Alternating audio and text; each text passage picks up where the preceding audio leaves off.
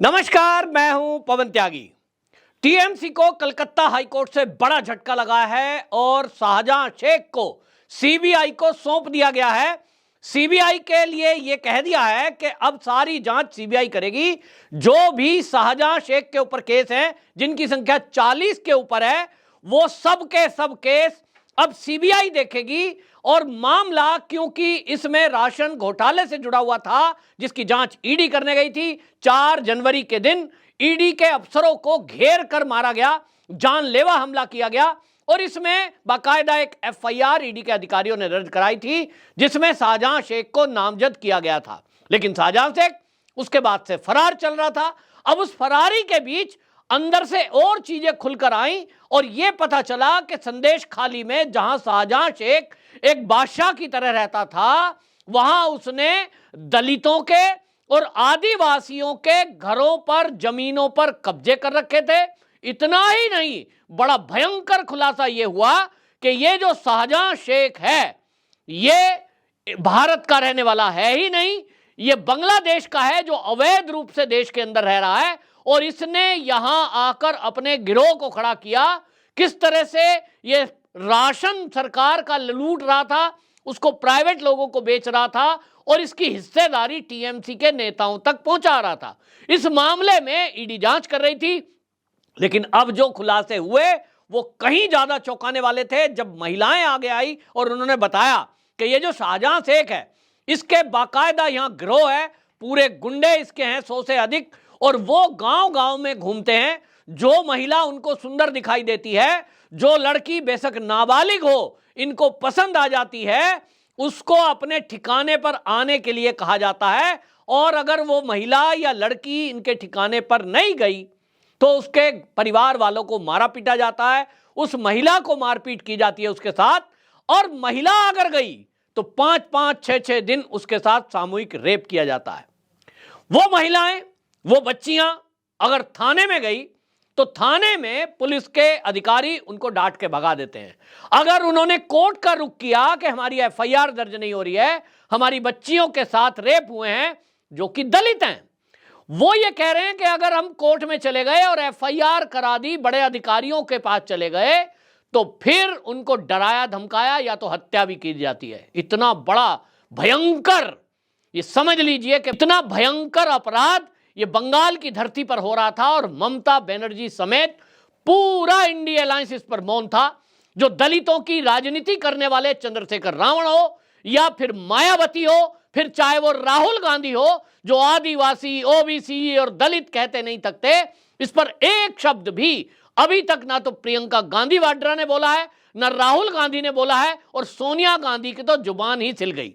अब ऐसे में सीबीआई को जब केस ट्रांसफर हुआ है, हालांकि मामला उस केस से जुड़ा हुआ है जो राशन घोटाले की जांच कर रहे थे, अब इसमें ईडी के अधिकारियों समेत जो हमले हुए हैं, उन सारे हमलों की जांच हाई कोर्ट ने इस पर तक टिप्पणी दी है। और पुलिस को यह कह दिया है कि बंगाल की पुलिस के पास जो भी इसके खिलाफ में रिपोर्ट्स हैं, जो भी आपके पास अभी तक जांच के तथ्य इकट्ठे हुए हैं, वो सब के सब सीबीआई को सौंपे जाएं। इतना ही नहीं, हाई कोर्ट ने तल्ख टिप्पणी करते हुए यह कह दिया था, मंगलवार को 4:30 बजे, मतलब डेडलाइन भी दे दी, ऐसा नहीं है कि आप टालम टोल करोगे, 4:30 बजे तक सीबीआई को इनको सौंपना होगा। सारी जांच अब सीबीआई करेगी। अब इसका मतलब आप समझिए, जो मैंने शुरू में कहा कि ममता बनर्जी को इससे बड़ा झटका लगा है, क्योंकि शाहजहां शेख के ऊपर आरोप है, भारतीय जनता पार्टी के नेता शुभेंदु अधिकारी, चाहे दिलीप घोष, इस बात का आरोप लगाते रहे हैं कि ये जो शाहजहां शेख है, ये पूरा अपना नेक्सस परगना क्षेत्र में चलाता था और ये अवैध धंधा करता था।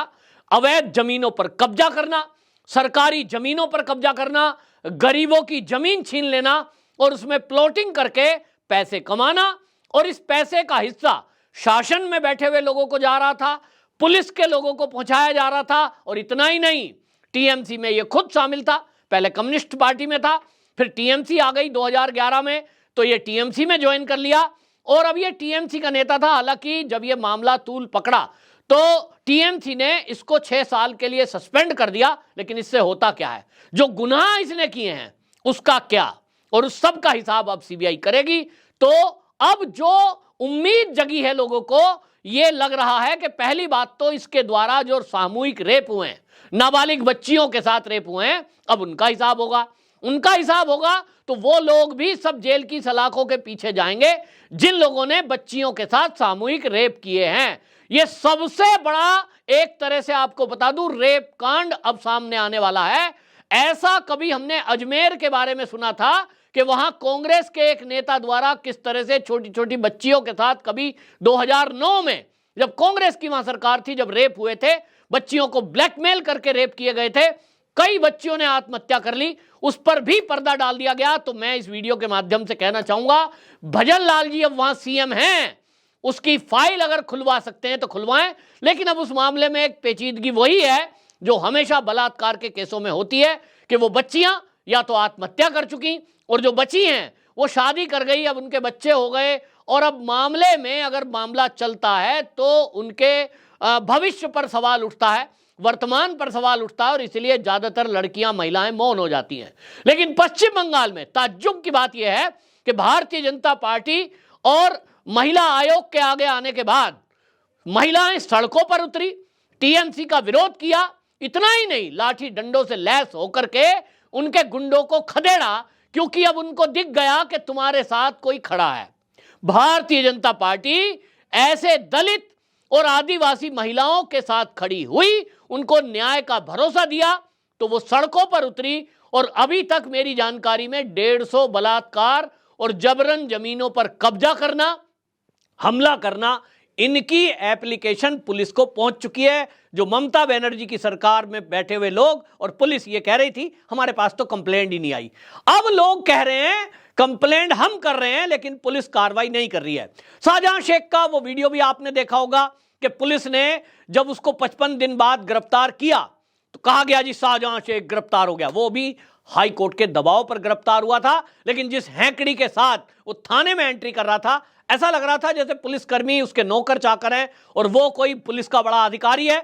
एक पुलिस अधिकारी ने बढ़कर के गाड़ी का गेट खोला, दूसरा जो है उस गेट को बंद कर रहा है, और सब हाथ बांधे खड़े हैं, ना कोई हथकड़ी है, ना किसी ने पकड़ रखा है, और वो हैंकड़ी के साथ गाड़ी में बाय बाय करते हुए फिर से बैठ जाता है। ये दृश्य देखा और ये भी पता चला, जिसकी जानकारी कोर्ट को दी गई, हाई कोर्ट को, कि जेल के अंदर ममता सरकार में जो शासन प्रशासन है, जेल का प्रशासन उसकी सेवा में लगा हुआ था।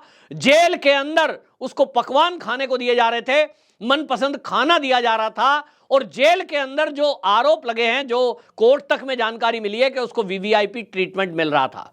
और इसीलिए हाई कोर्ट को जब यह संज्ञान में दिया गया कि जेल के अंदर वो आनंद मना रहा है, पुलिस ने केवल दबाव में आकर दिखाने के लिए उसकी गिरफ्तारी की है, और ऐसे में जनता के साथ न्याय नहीं हो पाएगा अगर बंगाल की पुलिस इस मामले की जांच करेगी। और इसीलिए कलकत्ता हाई कोर्ट ने आनन फानन में कड़ा फैसला लेते हुए ये सब केस अब सीबीआई को सौंपे हैं। तो एक तो बलात्कारियों का अब खुलासा होगा और वो सब जेल के अंदर जाएंगे। दूसरा, जो राशन घोटाला हुआ है उसमें करोड़ों रुपए के जो घोटाले में पैसे गमन हुए हैं, उसका हिस्सा कितना ममता बनर्जी तक पहुंचा है, अभिषेक बनर्जी तक पहुंचा है, किस किस नेता तक पहुंचा है, यह अब खुलासा होगा। क्योंकि ज्योति प्रिया मलिक जो जेल के अंदर बंद है, खाद्य आपूर्ति मंत्री, उन्होंने अभी तक जो जानकारी दी है उस जानकारी के अनुसार शाहजहां शेख ही वो बंदा है जो उस राशन को, जो राशन पब्लिक का था, उसको बेचकर पैसे कमा रहा था और वो पैसे मंत्री जी तक पहुंचा रहा था। अब आगे वो कहां उसने उसमें दिए हैं, ये अब खुलासा होना बाकी है, जो अगले कुछ दिनों में आपको ये जानकारी अब मिलेगी। ममता बनर्जी की मुश्किलें अब इससे बढ़ने जा रही हैं। आपकी क्या राय है, कमेंट बॉक्स में जरूर बताएं। वंदे मातरम।